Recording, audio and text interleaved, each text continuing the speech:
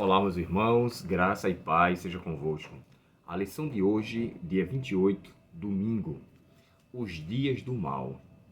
Esses dois salmos que a autora colocou aqui, tanto o Salmo 74 quanto o Salmo 79, é descrito pela própria Bíblia, né, e o subtítulo dela, como Salmo de Asaf. O que me chama a atenção é que, historicamente falando, diante dos comentaristas, este salmo foi escrito num contexto onde, ali no ano de 586 a.C., a própria cidade de Jerusalém foi devastada, foi destruída. Lembrando que aquele foi o último cerco que aconteceu. O primeiro foi em 605, o segundo foi quase que 10 anos depois, né? 597, e agora praticamente mais de 10 anos em 586. Tanto um salmo quanto o outro foram escritos dentro desse contexto, pelo menos a maioria dos estudiosos descrevem, então é nesse contexto que fala dos dias maus. Vocês lembram que a profecia foi dada de que o povo de Jerusalém seria de fato aprisionado, eles seriam como escravos durante um período de 70 anos. E uma outra coisa que é curiosa dentro desse salmo é que, embora ele seja atribuído a Asaf, ele não foi escrito pela pessoa de Asaf.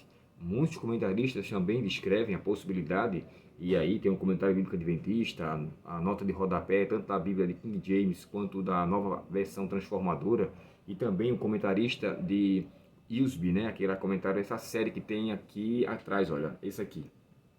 Esses aqui. É um comentarista muito interessante, e eu tenho até um dele aqui. Eu estava observando alguns comentários, e é esse aqui, ó. Tá? Muito bom por sinal, historicamente falando, tem um conteúdo muito rico.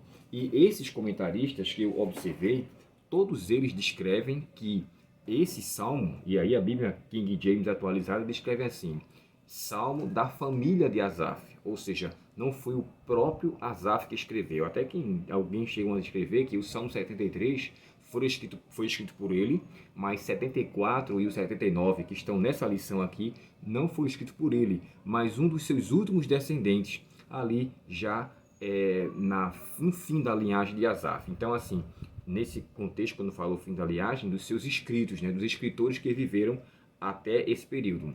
Então, o que nós entendemos aqui? Esses salmos, tanto 74 quanto 79, foram escritos dentro desse contexto de perseguição, de sofrimento, de angústia. Lembrando o que eu falei para vocês ontem, que a própria cidade de Jerusalém foi devastada, destruída. Muitos passaram necessidades, morreram de fome. E como eu li para vocês o texto de Lamentações, né, 4, verso 9, onde dá uma descrição que eram melhores aqueles que morreram em situação até de espada do que o sofrimento que foi angustiado. Então, assim, esses dois salmos, eles foram escritos dentro desse contexto e foi transmitido uma situação bem desesperançosa. Mas me chama a atenção que a maneira como o Salmo 79 termina, ele termina com esperança, termina com regozijo, termina com importância de que Deus dá ao seu povo. E aqui eu penso o seguinte: todos nós hoje passamos por situações bem adversas, mas sabe, fomos avisados ou somos avisados primeiramente pela sua palavra, pela palavra de Deus e pelas pessoas das quais Deus nos enviou ou colocou em nosso caminho. Naquele período, os mais conhecidos que poderíamos dizer, Jeremias e Isaías falou muito para o povo de Israel sobre o cerco que viria se eles continuassem em rebelião, em rebeldia. Então, o que é que nós aprendemos aqui?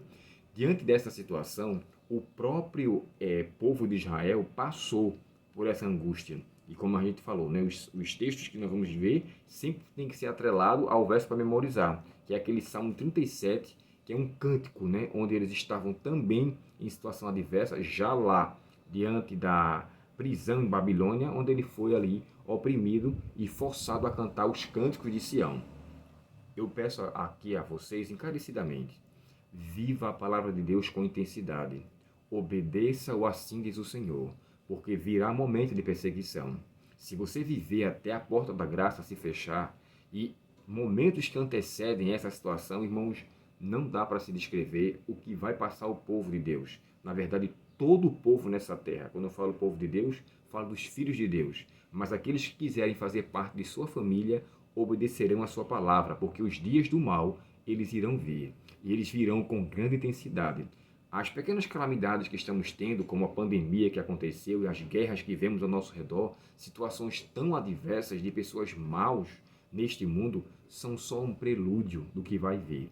Então, o meu apelo é que nós vivamos a vontade de Deus com intensidade, porque o dia mau virá. Assim como aconteceu com o povo de Israel no cerco de Jerusalém, eles passaram por grande calamidade lá em Babilônia, assim será com todos nós também. Lembrando que também a Babilônia é descrita como a igreja falsa, as falsas religiões, ou seja, um grupo que se opõe a Deus. E quando ela se fechar, a porta da graça se fechar, esse grupo intensificará com a sua maldade.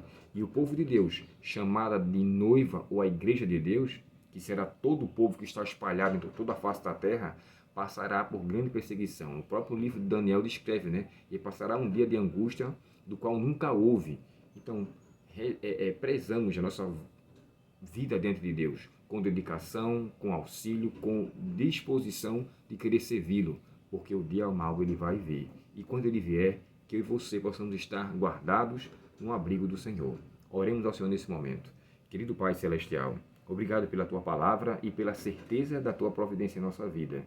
Nos ajuda a vivermos, ó Pai, de acordo com o Teu santo querer e estamos sendo sempre e sempre protegidos sob a Tua palavra, vivendo conforme o Teu querer. Dá-nos a Tua bênção e um dia excelente em Tua presença. Te pedimos em nome de Jesus. Amém. Deus muito te abençoe, um ótimo dia em Sua presença, na presença do nosso Pai Celestial e uma feliz semana para você. Até o próximo estudo.